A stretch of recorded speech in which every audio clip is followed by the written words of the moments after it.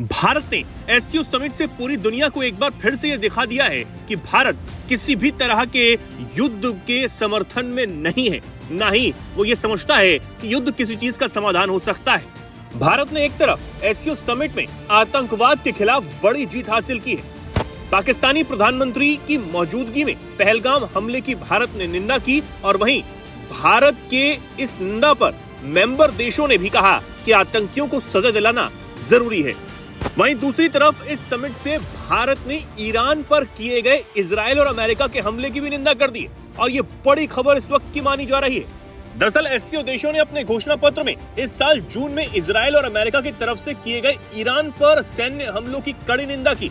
America और Israel की निंदा करने वाले बयान पर दस्तखत करने वाले देशों में भारत भी शामिल है। जी हाँ, और इसमें खास बात यह है कि भारत ने हमलों के ठीक बाद जून में एससीओ की तरफ से जारी उस बयान पर हस्ताक्षर नहीं किए थे जिसमें अटैक की निंदा की गई थी, लेकिन अब प्रधानमंत्री नरेंद्र मोदी की मौजूदगी में इस पर हस्ताक्षर किए गए हैं और इन हमलों की कड़ी निंदा भी की गई है। अब भारत के इस रुख से इजराइल और अमेरिका की चिंता बढ़नी तय मानी जा रही है। इजराइल भले ही भारत का बहुत अच्छा दोस्त हो, लेकिन ईरान भी भारत का सहयोगी रहा है और यही भारत की शानदार कूटनीति का नतीजा है कि इजराइल के अच्छे दोस्त होते हुए भी उसके हमले की कड़ी निंदा भारत ने एससीओ समिट से कर दी है। अब कई एक्सपर्ट एससीओ के इस घोषणा पत्र और भारत के समर्थन को ट्रंप की टैरिफ नीति के बाद भारत और अमेरिका के संबंधों में आए तनाव से जोड़कर भी देख रहे हैं। भारत ने अमेरिका और उसके खास सहयोगी इजराइल को कड़ा संदेश देने की कोशिश कर दी है।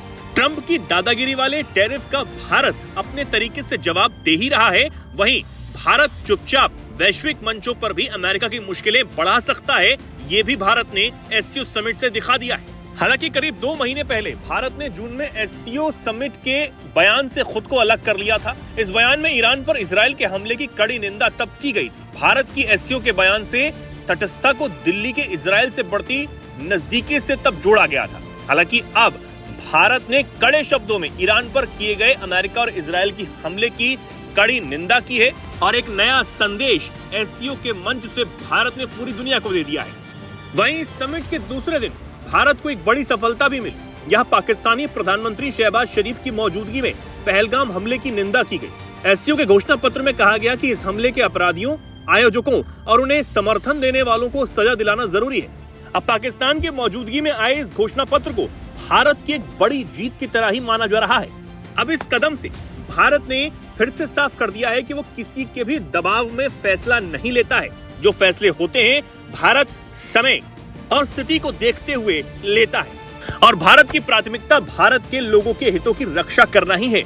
अब इससे ये भी समझ आता है कि जो भारत अपने बेहतरीन दोस्त इजराइल के हमलों की गई निंदा का समर्थन करता है, वो अमेरिका के दबाव में तो आने वाला बिल्कुल नहीं है और हर मोर्चे पर जवाब देने के लिए तैयार भी है।